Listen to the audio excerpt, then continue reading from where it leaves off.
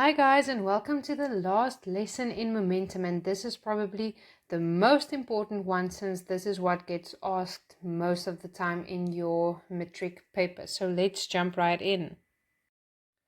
Okay, so the conservation of momentum, of linear momentum, says that the total linear momentum of an isolated system remains constant.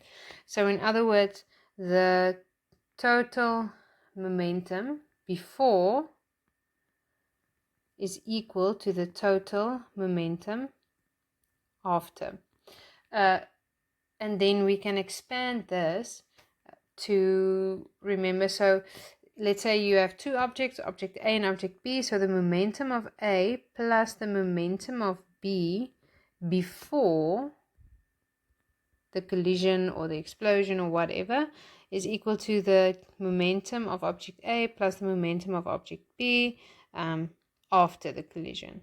And remember, momentum is the mass of times the velocity. So the mass of object A times its initial velocity plus the mass of object B times its initial velocity is equal to the mass of object A and times the final velocity plus the mass of object B times the final velocity. So you don't have to give all three of these equations during your test or exam. This one alone is also acceptable. Okay, so just three things we need to clarify before we start using this this equation over here, the conservation of momentum, the theorem. What we're going to look at is a system. So a system is a set number of objects and their interactions with each other. So that's my objects. And it's very important then to look at an isolated system. So what's an isolated system? An isolated system is a system on which the net external force is zero. So in other words, there are no external forces. Okay, now what is an external force? That's also very important.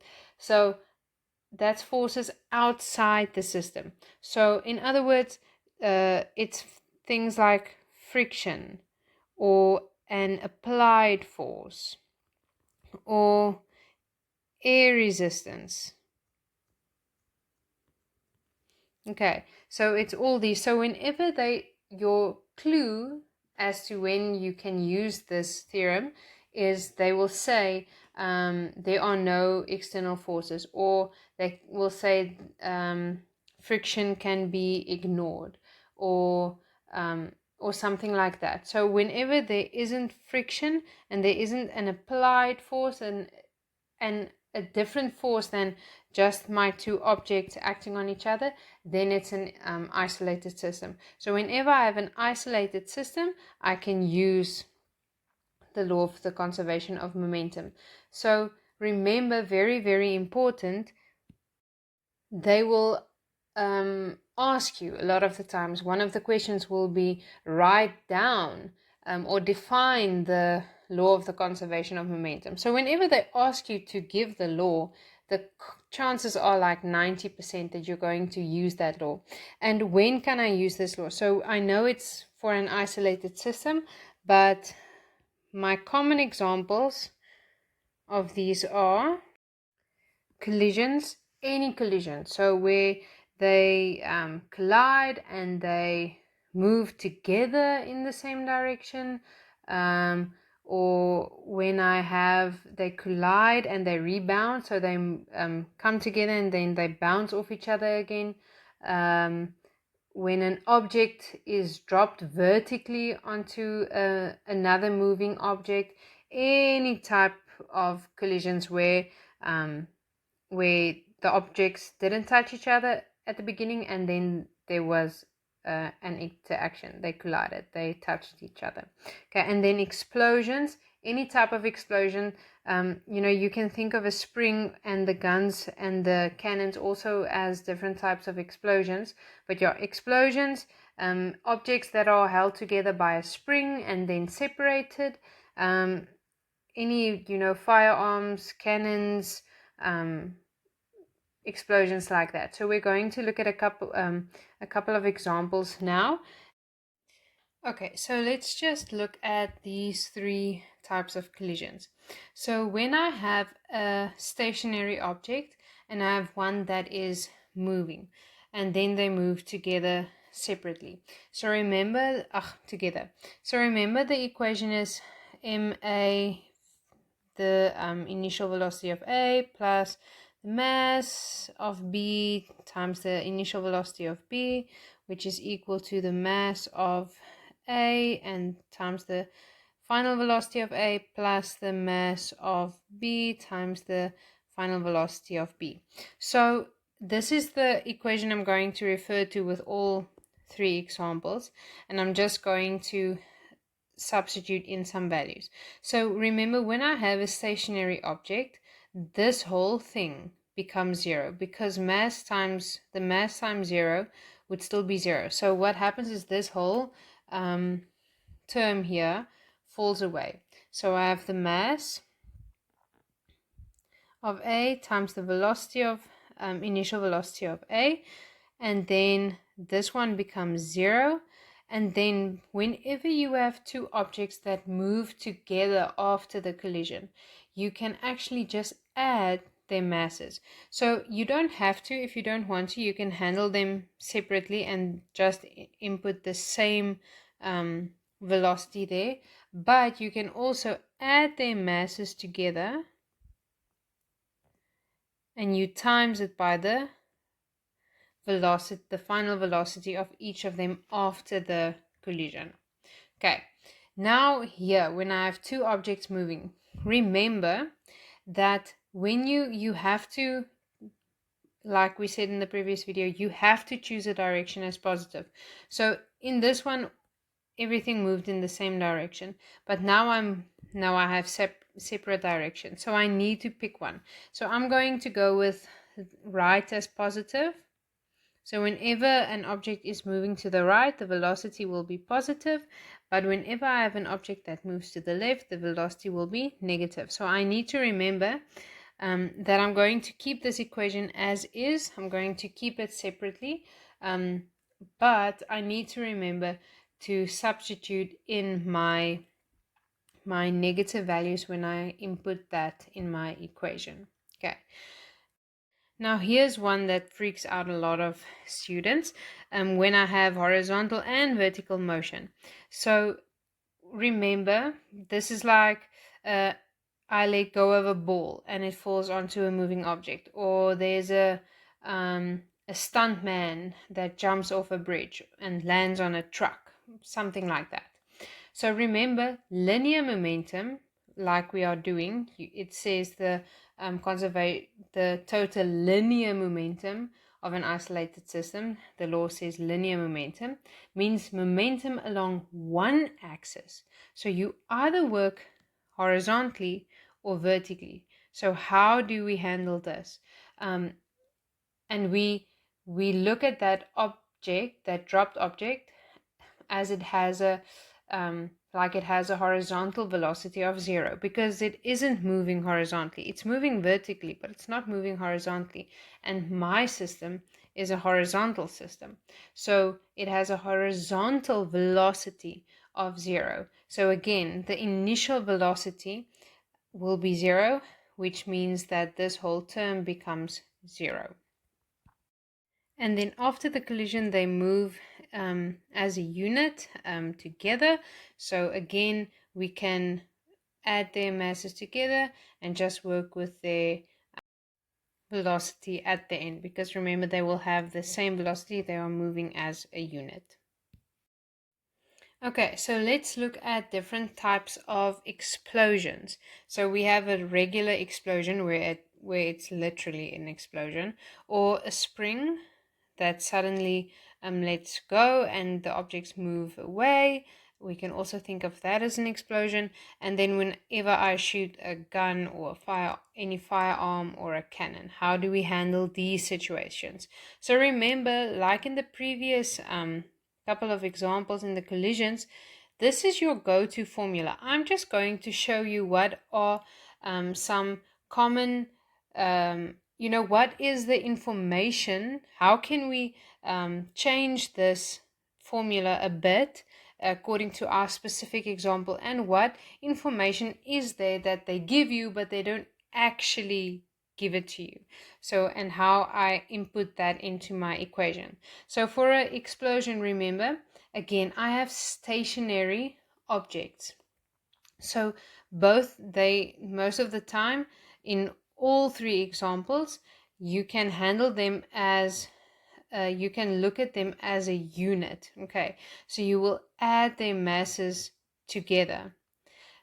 So this really, for all three of them, becomes the mass of both your objects times the initial velocity of the system, the whole unit.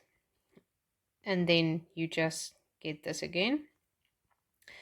But remember that most of the time in my explosions, I have stationary objects. So a gun is standing still before I shoot it, and then it recoils back and the bullet shoots out.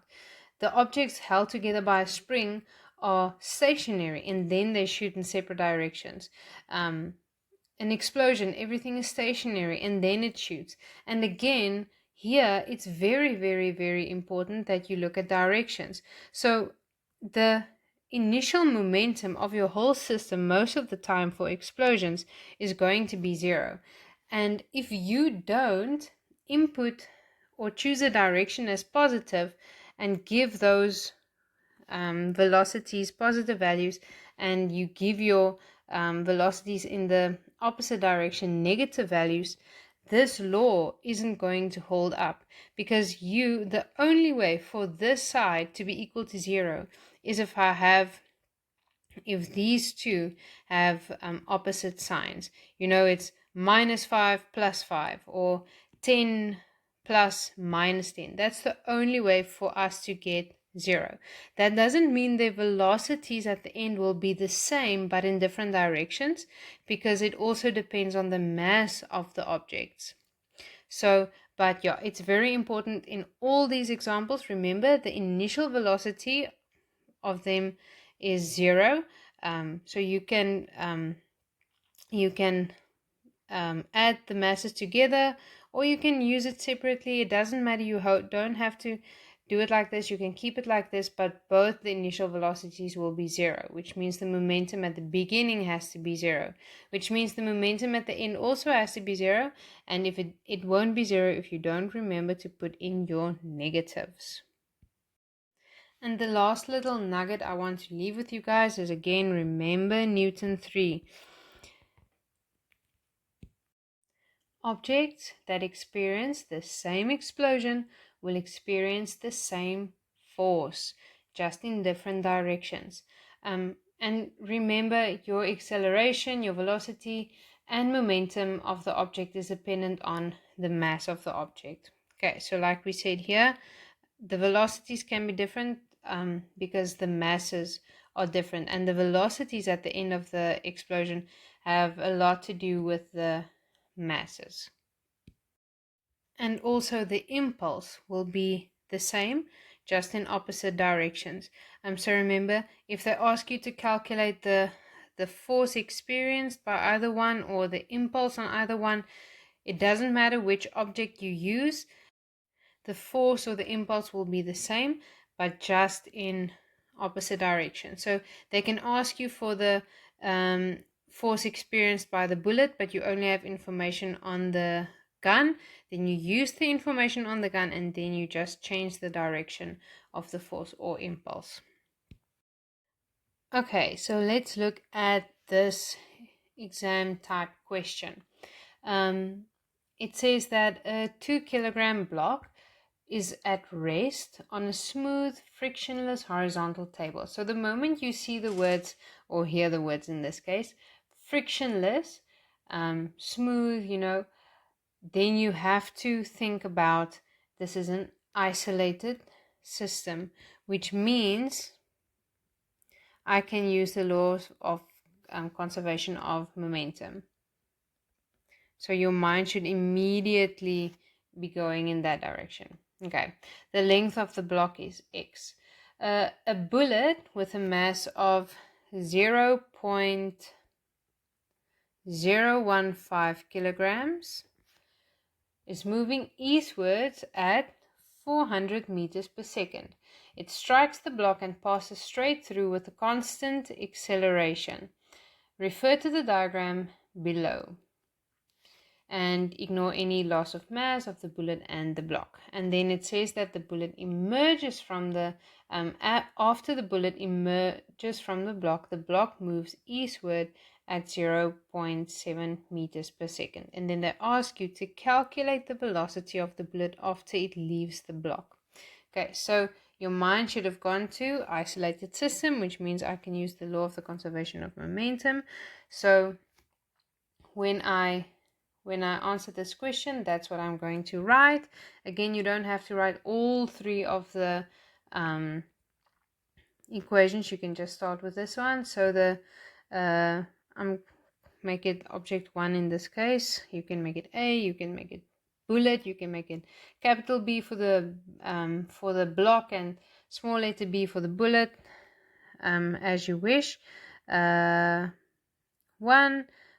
in plus m2 v initial 2 is equal to m1 final velocity 1 plus m2 final velocity 2. And let's just check. Everything is moving in the right, to the right in the eastwardly direction, so I'm not going to have to worry about negatives, but you should always check for that. Again, the mass over here of the bullet is 0.015, initial velocity of 400. The block is at rest, so this whole thing becomes 0. You don't have to substitute in the mass, but you can if you want to. It's not wrong. The mass of the bullet, 0.15. Final velocity is what I want to know. And the mass of the block, which is 2 kilograms, and the final velocity, which is 0.7. And then remember, these two on similar terms, you can't add them together. So you take all your values to the one side and you have your term with your variable, with your unknown on the one side, and then afterwards, if you want to get your velocity alone, you have to go divide by 0.015. So that will give you a value of about 306.67 meters per second east. If they just asked for the magnitude, it wasn't necessary to put in the direction. And the last thing I want to leave with you guys is, remember, physics isn't separate chapters. Everything is interlinked. So that means that I can also use some of the laws and skills that I learned in other chapters here. For example, I can use my laws of motion in this chapter as well, as long as there's constant acceleration and your object moves in a straight line. You can always use that. So if they were to ask you, for example, for the length x, you can also use your laws of motion to calculate that. They really like doing that. So whenever you have, they are in this chapter, if they ask you for a time or for a displacement, you are going not contact time, but time. But especially if they ask you displacement, make sure that you remember you can use your laws of motion here as well. And then the last thing we have to look at in another video is going to be elastic and inelastic collisions.